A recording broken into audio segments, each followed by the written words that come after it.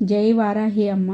అతి శక్తివంతమైన గుప్త వారాహి నవరాత్రులు వస్తున్నాయన్నమాట. ఆషాఢ మాసంలో జరుపుకుంటాము. ఈ రోజు వీడియోలో నవరాత్రులు ఎప్పుడు స్టార్ట్ అవుతాయి, మరి ఎప్పుడు ఎండ్ అవుతాయి, అమ్మవారి పూజ ఎలా చేసుకోవాలి, అమ్మవారి పూజ ఏ టైంలో చేసుకోవాలి, మనం అమ్మవారి పూజకి ఏ రంగు పువ్వులు వాడాలి, అమ్మవారికి రోజు నైవేద్యం ఏం పెట్టాలి, అమ్మవారిని ఎలా అలంకరించుకోవాలి, కందదీపము ఎలా పెట్టుకోవాలి, అమ్మవారి పూజ చేయటం వల్ల మనకి ఎలాంటి ఫలితాలు కలుగుతాయి అన్నీ కూడా మీకు నేను ఈ వీడియోలో చెప్పబోతున్నాను అనమాట. వారాహి నవరాత్రులు మొదలయ్యేది 15వ తారీఖు అనమాట. జూలై 15 నుంచి 25వ తారీఖు వరకు ఉన్నాయన్నమాట. మన నవరాత్రుల్లో అంటే 9 రోజులు కదా, 10వ రోజున ఉద్యాపన చేసుకోవాలి. కానీ ఈ సంవత్సరము 10వ రోజున శుక్రవారం వచ్చిందనమాట. ఆ రోజున మనము అమ్మవారికి ఉద్వాసన చెప్పం కాబట్టి, అమ్మవారిని కదపం కాబట్టి శనివారం చేసుకోవాలన్నమాట. అందుకోసమనే 15 నుంచి 25 రోజులు 10 రోజులు అన్నట్లు అనమాట. రోజు కూడా మనము వారాహి నవరాత్రులు ఎప్పుడు కూడా రాత్రి వేళలో చేయాలన్నమాట. రాత్రి 7 దగ్గర నుంచి మార్నింగ్ 5 వరకు అనమాట. మార్నింగ్ పూజ కూడా మనం సూర్యోదయానికన్నా ముందే అమ్మవారి పూజ మనము కంప్లీట్ చేసేసుకోవాలన్నమాట. ప్రతిరోజు కూడా పొద్దున్నే మామూలుగా స్నానం చేసేసి అమ్మవారికి పొద్దున్నే మామూలుగా దీపం పెట్టేసి ఏదన్నా ఒక పండు నైవేద్యం పెట్టేస్తే సరిపోతుంది. ఫస్ట్ మనము అమ్మవారికి మన 15వ తారీఖున మొదలు పెడతాం కాబట్టి సాయంత్రం వేళే చేయాలి కాబట్టి సాయంత్రమే పీఠం పెట్టుకోవాలన్నమాట. అమ్మవారి మాల వేసుకునే వాళ్ళు ఎరుపు రంగు బట్టలు వేసుకోవాలన్నమాట. అమ్మవారికి మాల కూడా సేమ్ మనం దుర్గమ్మవారికి మాల ఎలా ఉంటుందో ఎరుపు రంగు పటికాల మాల ఆ 2 మాలలో వేసుకోవాలి. దానికి మనకి కింద వారాహి అమ్మవారివి లాకెట్స్ కూడా దొరుకుతాయి అనమాట. పూజా సామాగ్రి షాప్లో దొరుకుతాయి. 15వ తారీఖు మాల వేసుకోవాలి అనుకున్న వాళ్ళంతా కూడా 15వ తారీఖు పొద్దున్నే వేసుకోవాలన్నమాట. ఈ మాల వేసుకునే వాళ్ళనే కాదు, ఎవరైనా కూడా అమ్మవారి నవరాత్రులు చేస్తున్నాము అనుకుంటే గనక బ్రహ్మచర్యం పాటించాలి. కింద పడుకోవాలన్నమాట. వంటిపూట భోజనం చేయాలి. ఉల్లిపాయ వెల్లుల్లిపాయ తినకూడదనమాట. అంతా కూడా సాత్విక ఆహారం తీసుకోవాలి. అలా చేస్తే కనుక చాలా పవర్ఫుల్. ఇన్ కేస్ చేయాలి అంటే కనుక అలా చేసుకోండి. ఒకవేళ 9 రోజులు మాకు కుదరదు అనుకుంటే కనుక లాస్ట్ పంచమి రోజు నుంచి 5వ రోజు వస్తుంది అనమాట. పంచమి 5వ రోజు నుంచి మొదలుపెట్టి 9వ రోజు వరకు ఆ 4 రోజులైనా చేసుకోవచ్చు. లేదు అంటే కనుక లాస్ట్ 3 డేస్ అయినా చేసుకోవచ్చు అనమాట. కానీ చాలా మంచి ఫలితాలు ఉంటాయి. అమ్మవారి ఫోటో చాలామంది పెట్టుకోవడానికి సంకోచిస్తారు. వారాహి అమ్మవారి ఫోటో ఇంట్లో పెట్టుకోకూడదు అని. వారాహి అమ్మవారి ఫోటో పెట్టుకోవచ్చు అనమాట. ఆల్రెడీ నా దగ్గర 3 years నుంచి ఫోటో ఉంది. అండ్ లాస్ట్ ఇయర్ మేము మాల వేసుకున్నప్పుడు చిన్న విగ్రహము అంటే 2 inches విగ్రహం కూడా ఉండొచ్చు అనమాట. అంటే విగ్రహం ఎందుకు అంటే పంచామృత అభిషేకం చేయాల్సి ఉంటుంది. రోజు మాల వేసుకొని ఇలా మనం కలిసి అవన్నీ పెట్టుకుని చేసుకోవాలి అంటే కనుక కంపల్సరీ అమ్మవారికి పంచామృత అభిషేకం చేయాలన్నమాట. అందుకోసమనే 2 అంగుళాల విగ్రహాన్ని అయినా పెట్టుకోవచ్చు అనమాట. ఫస్ట్ మనము రోజు ఏం చేయాలంటే అమ్మవారికి ఫస్ట్ పంచామృత అభిషేకం చేసుకోవాలి. పంచామృత అభిషేకం చేసుకున్న తర్వాత ఒక పీటకి పసుపు రాసి కొంచెం బొట్టు పెట్టి దాని మీద పద్మం వేసుకొని దాని మీద ఎర్రటి జాకెట్ మొక్క పెట్టి ఇన్ కేస్ మీకు కలశం పెట్టుకునే ఆనవాయితీ గనక ఉంటే గనక డైలీ కంపల్సరీ ఆ కలశం కూడా ఈ 9 రోజులు పెట్టుకోవచ్చు అనమాట. కలశానికి పెట్టే క్లాత్ కూడా ఎర్రని క్లాత్తోనే పెట్టుకోవాలన్నమాట. కిందకు ఒక గుప్పుడు బియ్యం పోసి కలశం పెట్టుకోవాలి. అండ్ అమ్మవారి ఫోటో కూడా కంపల్సరీ ఉండాలన్నమాట. అమ్మవారి ఫోటోకి కంపల్సరీగా ఈ 9 రోజులు బిల్వపత్రాలు ఆకులు దొరుకుతాయి కదా, దాన్ని ఒక 9 ఆకుల్ని మాలలాగా కట్టి అమ్మవారికి వేయాలి కంపల్సరీ. ఇంకా పసుపు కొమ్ముల మాల కూడా వేయాలన్నమాట. ఈ 2 మాలలు రోజు తీయకూడదనమాట. మొత్తం 9 days అయ్యే వరకు అలాగే ఉండాలన్నమాట. ఆ 9 రోజులు అయిపోయిన తర్వాత ఇప్పుడు ఏదైతే మనం పసుపు కొమ్ముల మాల కట్టామో అది మనకి సింహద్వారం ఉంటుంది కదా, దానికి తగిలించుకోవాలన్నమాట. నేను లాస్ట్ ఇయర్ తగిలించాను, ఇప్పుడు వరకు కూడా ఉందన్నమాట. ఇయర్ మళ్ళీ ఈ పూజ అయిన తర్వాత మళ్ళీ ఈ మాల తీసుకుని మళ్ళీ వేస్తాను. మళ్ళీ నెక్స్ట్ ఇయర్ వరకు ఉంటుందన్నమాట. ఇదైతే ఈ పసుపు కొమ్ముల మాల అయితే ఇలా చేసుకోవాలి.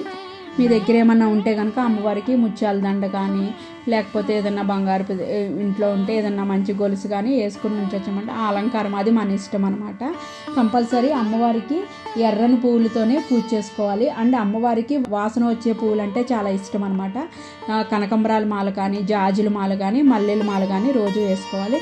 కొబ్బరికాయ రోజు కొట్టుకోవాల్సిన అవసరం లేదు. ఫస్ట్ రోజున కొట్టుకోవాలి, మళ్ళీ 5వ రోజు పంచమి వస్తుంది కదా ఆ రోజు కొట్టుకోవాలి, మళ్ళీ లాస్ట్ రోజు కొట్టుకోవాలన్నమాట కొబ్బరికాయ అనేది.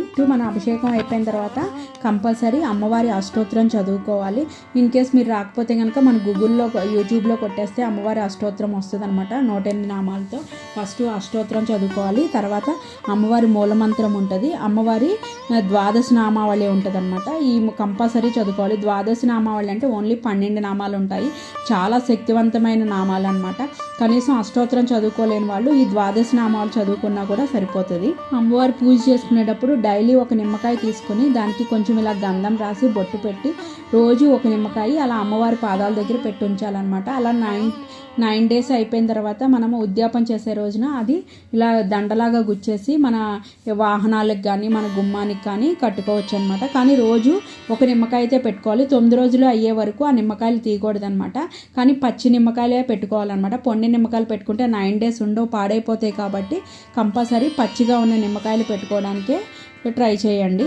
అమ్మవారికి సాంబ్రాణి ధూపం అంటే చాలా ఇష్టం అనమాట. డైలీ కంపల్సరీ మనకి మార్కెట్లో దొరుకుతుంది కదా సాంబ్రాణి, అవి తీసుకొచ్చి కొంచెము మనం సాంబ్రాణి పౌడర్ కూడా దొరుకుతుంది, అలా అయినా వేసుకోవచ్చు. లేదంటే ఆవు పిడికలను కాల్చేసి అందు మీద కొంచెం సాంబ్రాణి పొగ వేసినా చాలా మంచిది అనమాట. అమ్మవారికి సాంబ్రాణి ధూపం అంటే చాలా ఇష్టం అనమాట. ఎక్కువ ధూపం వేస్తే అమ్మవారు చాలా హ్యాపీగా ఫీల్ అవుతారు. అమ్మవారికి ఏ నైవేద్యాలు పెట్టుకోవాలంటే అమ్మవారికి కంపల్సరీ పెట్టుకోవాల్సింది బెల్లం పానకం చేయాలి, చనిమిడి, వడపప్పు, దానిమ్మ గింజలు, చిలకడ దుంపలు, ఇవి అయితే కంపల్సరీగా చేయాల్సిన నైవేద్యాలు అనమాట డైలీ. అండ్ ఒకవేళ మీకు కుదిరితే కనుక పులిహార కానీ చక్కెర పొంగల్ కానీ పాయసం కానీ అలా రోజుకొక వెరైటీ కూడా పెట్టుకోవచ్చు. కానీ అమ్మవారికి భూమిలో పండినవి అంటే చాలా ఇష్టం అనమాట. ఆవిడ అమ్మవారికి, వారాహి అమ్మవారికి, అందుకోసం అని చెప్పి కంపల్సరీ చిలకడ దుంపలు అయితే నైవేద్యం పెట్టుకోవాలన్నమాట. మనం 1 కిలో తెచ్చుకుని రోజు ఒకటి ఉడకపెట్టి పెట్టుకున్నా కూడా సరిపోతుంది. కానీ అమ్మవారికి చిలకడ దుంపలు అంటే చాలా ఇష్టం అనమాట. దానిమ్మ గింజలు ఒకటి అండ్ పెరుగన్నం కూడా చాలా ఇష్టం అనమాట. అందరూ అమ్మవారు కొంచెం ఉగ్ర రూపంలో ఉంటారు కాబట్టి ఆవిడని చల్లబరచడం కోసం అని చెప్పి పానకము అండ్ పెరుగన్నము నైవేద్యం పెడతారనమాట. పెరుగన్నం అంటే ఏం లేదు, డైరెక్ట్ అన్నం వండేసి అందులో కొంచెం పెరుగు కలిపి పైనుంచి తాలింపు వేసేసి దాంట్లో 4 దానిమ్మ గింజలు వేసుకుని అయినా కూడా అమ్మవారికి నైవేద్యంలాగా పెట్టుకోవచ్చు. ఇది ఎలా పెట్టుకున్న తర్వాత నైవేద్యం సమర్పించుకున్న తర్వాత అమ్మవారికి కందదీపం అంటే చాలా ఇష్టం అనమాట. నేను ఆ వీడియో కూడా ఇందులో యాడ్ చేస్తున్నాను, కందదీపం ఎలా పెట్టుకోవాలని. వారాహి అమ్మకి కందదీపం ఎలా పెట్టుకోవాలో మీకు చూపిస్తున్నాను అనమాట ఈరోజు. దానికోసం ఫస్ట్ ఒక చిన్న కందన అయితే తీసేసుకోవాలి, శుభ్రంగా మట్టి అంతా పోయేలాగా వాష్ చేసుకోవాలన్నమాట. చేసుకుని ఇప్పుడు దీనికి తొడియం దగ్గర ఒక హోల్ లాగా అయితే కట్ చేసుకోవాలన్నమాట. చూడండి, ఈ విధంగా గిన్నెలాగా అయితే కనుక కట్ చేసేసుకోవాలన్నమాట. ఇప్పుడు ఏదన్నా ఒక ఇత్తడి ప్లేట్ తీసుకుని ఆ ఇత్తడి ప్లేట్ మీద ఇది పెట్టుకోవాలి. దీనికి నీట్గా పసుపు రాసుకోవాలి. ఆల్రెడీ మనం కడిగేసి ఉంది కాబట్టి తొందరగానే పసుపు అన్నది పట్టేస్తుంది.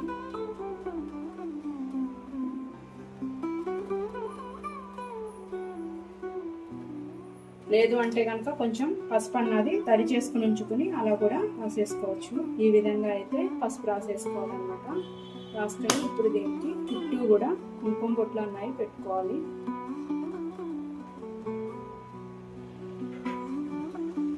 ఇలాగా మొత్తం చుట్టూ కూడా ఈ విధంగా కుంకుమ బొట్లు అయితే పెట్టేసుకోవాలి. వేసుకుని ఇప్పుడు ఇందులో ఆవు నెయ్యి, ఈ కందదీపం మటుకు ఆవు నెయ్యితోనే పెట్టుకోవాలన్నమాట. నువ్వుల నూనె అలా ఏ నూనెతో పడితే ఆ నూనెతో పెట్టకూడదు, ఓన్లీ ఇది ఒక ఆవు నెయ్యితోనే పెట్టుకోవాలి. ఇందులో ఎర్రొత్తులు, నా దగ్గర ఎర్రొత్తు ఒకటే ఉంది, సో నేను మొత్తం 5 ఒత్తులు అన్నవి పెట్టుకోవాలన్నమాట. నేనైతే ఒక ఎర్రొత్తిను మిగతావి తెల్ల ఒత్తులు పెట్టుకున్నాను. ఇప్పుడు సాంబ్రాణి పుల్లతో ఈ కందదీపాన్ని వెలిగించుకోవాలి. ఇలా 16 శుక్రవారాలు గనక మనం సాయంత్రము 7:30 దాటిన తర్వాత మనం గనక వారాహి మాతకి ఇలా ఏదన్నా మొక్కుకొని 16 వారాలు కనుక చేస్తే గనక మన 16 వారాలు అయ్యే లోపలే మన కోరిక అన్నది తీరుతుంది. నేను ఆల్రెడీ మొన్న నవరాత్రిలో 9 రోజులు పెట్టాను, కానీ మళ్ళీ 16 శుక్రవారాలు పెడదామని మళ్ళీ స్టార్ట్ చేశాను. దీపం వెలిగించేసిన తర్వాత దీనికి కూడా ఏదన్నా పువ్వులు పెట్టుకోవాలి. అమ్మవారికి ఎంతో ఇష్టమైన పానకము, చనివిడి, వడపప్పు, చిలకడ దుంపలు అండ్ నేను చక్కెర పొంగలు కూడా ప్రసాదం చేశాను అనమాట. మన ఇష్టం, అది ఆప్షనల్. ఇప్పుడు కందదీపం పెట్టుకున్న తర్వాత మనం నివేదన చేసుకుని అమ్మవారికి సాంబ్రాణి అంటే చాలా ఇష్టం అనమాట. సో మనం సాంబ్రాణి కూడా బొగ్గులో వేసుకుంటే చాలా మంచిది.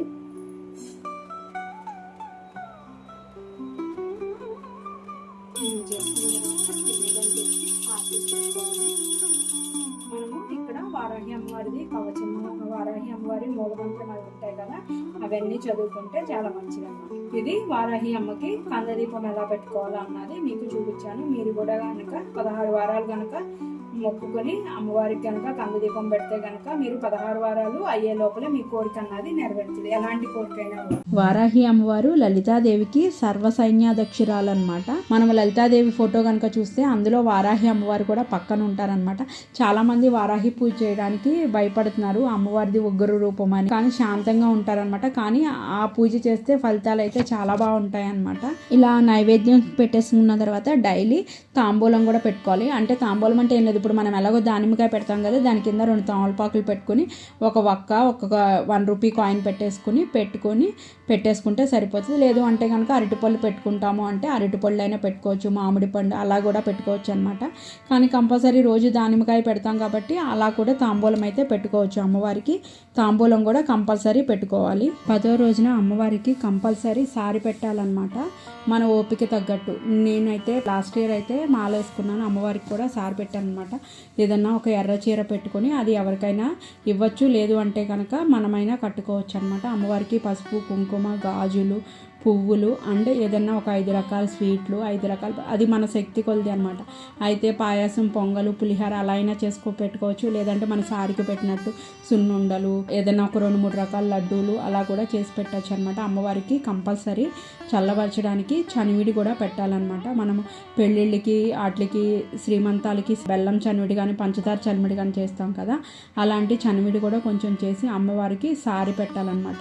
అలా పెడితే చాలా మంచిదన్నమాట. అది మన ఓపిక. ఒకవేళ మీకు పెట్టాలి అనుకుంటే కనుక అలా అమ్మవారికి చీర, సారీ అన్నీ పెట్టి అమ్మవారిని శుక్రవారం సాగనంపలేం కాబట్టి శనివారం అమ్మవారిని సాగనంప వేసేయచ్చు అనమాట. అంటే మన అమ్మవారి దగ్గర మనం పూజకి ముందు పసుపుతో గౌరమ్మని చేస్తాం కదా, ఆ పసుపు గౌరమ్మను కూడా నీళ్ళల్లో కలిపేసి ఎక్కడో మొక్కల్లో పోసుకోవచ్చు, లేదు అంటే కనుక తులసంలో పెట్టేసుకోండి.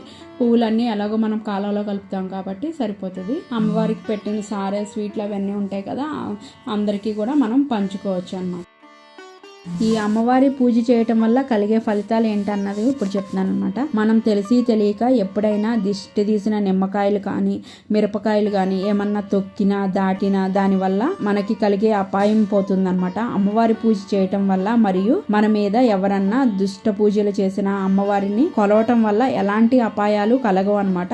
భూ వివాదాలు ఉన్నా కూడా పోతాయన్నమాట. ఏదన్నా తాతల కాలం నాటి ఏదన్నా భూమి వివాదాలు ఉన్నా, మనం ఏదన్నా కొత్త ఇల్లు కొనుక్కోవాలనుకున్నా, అలాంటివన్నీ కూడా మీరు వారాహి నవరాత్రులు చేయండి కంపల్సరీ. మనం దేనికైతే చేసుకుంటున్నామో దానికైతే ఫలితం కంపల్సరీ ఉంటదన్నమాట. అందరికీ డౌట్, సాయంత్రం పూజ చేస్తాం కదా, పొద్దునుంచి తినుకోకుండా ఉపవాసం ఉండాలా అని. అలాంటి ఉపవాసం అలా ఏమీ అక్కర్లేదన్నమాట. ఒకవేళ మీకు ఓపిక ఉంది అనుకుంటే కనుక మార్నింగ్ టిఫిన్ తినేసి ఉండి సాయంత్రం పూజ అయ్యాక అన్నమైనా తినచ్చు, లేదు అంటే కనుక మాల వేసుకున్న వాళ్ళైతే మధ్యాహ్నం భోజనం చేసి నైట్ పూజ అయిన తర్వాత టిఫిన్ తిని అలా కూడా చేసుకోవచ్చు అనమాట. అమ్మవారి పూజ ఉపవాసం ఉండి చేయాలన్న నియమాలు అయితే ఏమీ లేవు. అందరికీ కూడా ఈ వారాహి అమ్మవారి పూజ గురించి క్లారిటీగా చెప్పాను అనుకుంటున్నాను. నేను వారాహి అమ్మవారి నవరాత్రులు ఒక 4 years నుంచి చేస్తున్నాను, కానీ మాల వేసుకున్నది లాస్ట్ ఇయర్ అండ్ ఈ ఇయర్ కూడా మేము మాల వేసుకుంటున్నాం అనమాట. జై వారాహి అమ్మ.